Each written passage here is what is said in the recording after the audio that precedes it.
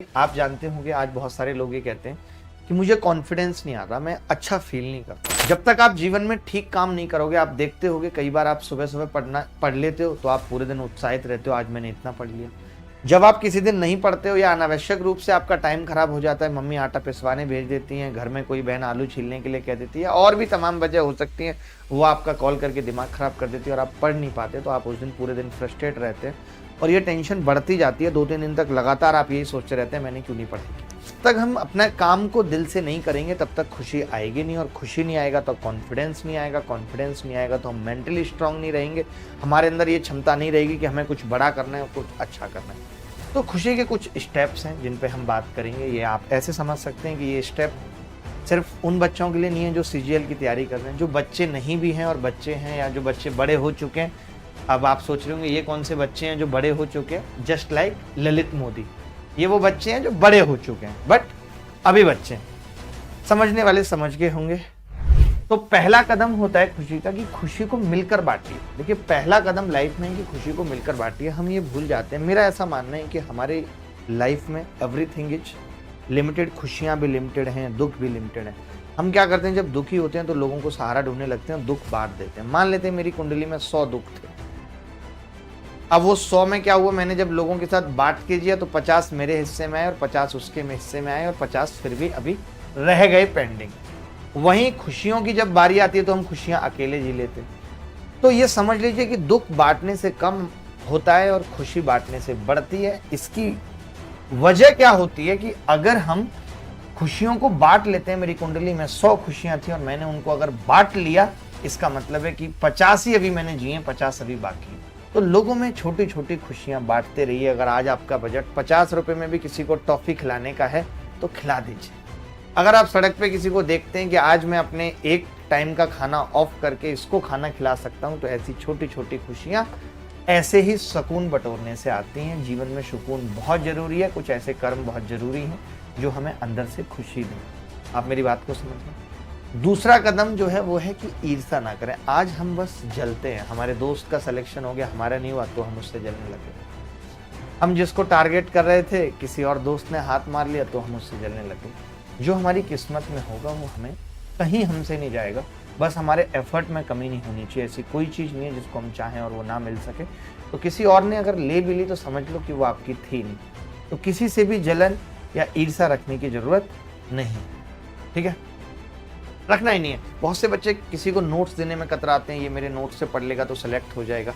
ऐसी भावना आपको नहीं रखनी। देखिए, ये दिमाग की प्रैक्टिस से आएगा। आपको कोई दोस्त आपका फ़ोन करता है, अरे क्या कर रहा है भाई, अरे कुछ नहीं कर रहा था, बैठा था, जबकि मैं पढ़ रहा होता, मुझे लगता है इसको पढ़ रहा है, बताऊंगा तो ये सोचेगा अरे ये तो पढ़ रहा है, ये कर रहा है। ये सब छोड़ दीजिए, ये सब छोड़ दीजिए। अच्छी आदतें नहीं है जीवन में आगे बढ़ने के लिए। तभी तो आप देखते होगे कि आज कुछ लोग उसी समय में कहाँ पहुँच गए लाइफ में। आप सिर्फ एक सरकारी नौकरी के लिए अभी स्ट्रगल कर रहे हैं। तो आपको अपने कर्मों को बदलना पड़ेगा, अपनी सोच को बदलना पड़ेगा, अपने दिमाग की प्रैक्टिस को बदलना पड़ेगा। और तीसरा है कि सबको आदर और सबको स्नेह दो। देखिए, इससे क्या होता है, बड़े हैं छोटे, उनको सम्मान देने से, आदर देने से खुशी मिलती है। आदर से अंदर तक की भावना जग जाती है। ये स्नेह का चमत्कार है। लोगों को ऐसे समझ लीजिए कि आज मैं कहीं जाता हूँ तो मेरी आदत है कि मुझे सबसे प्यार आता है। कोई फूल बेचने वाला मिल गया, मुझे लगता है अरे कि कितना प्यारा है, इससे 2 मिनट बात कर ली जाए, इससे कह दिया जाए चलो आज मेरे साथ बैठ के तुम कुछ खा लो।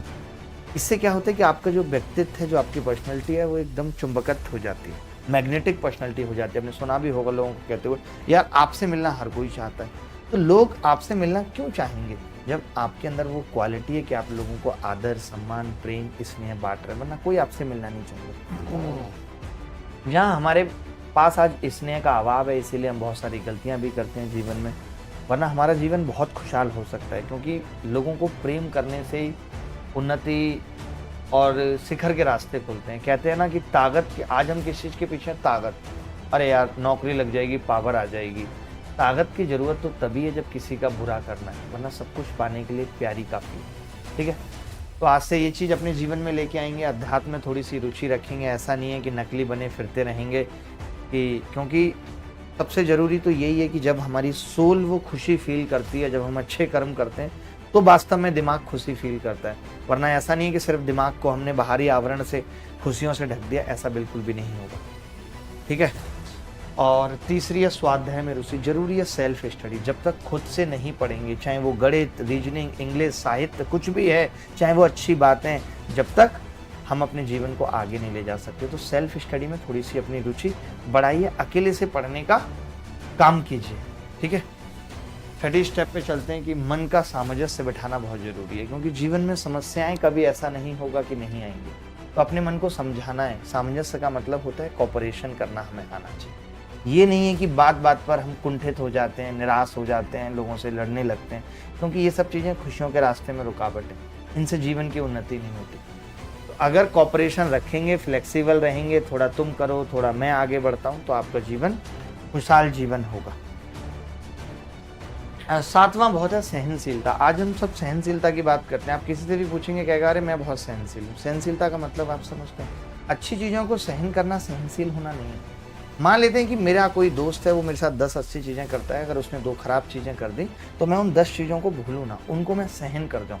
या मुझे मालूम है कि मेरे माँ बाप मुझे इतना प्यार करते हैं, उन्होंने मेरी पढ़ाई में अब तक इतना साथ दिया है, अगर वो कुछ एक सालों से मेरे ऊपर निराश हो रहे हैं, परेशान हो रहे हैं, फ्रस्ट्रेट हो रहे हैं, तो मुझे अभी ये टाइम सहनशीलता के साथ गुजारना है, उनकी बातों को सहन करना।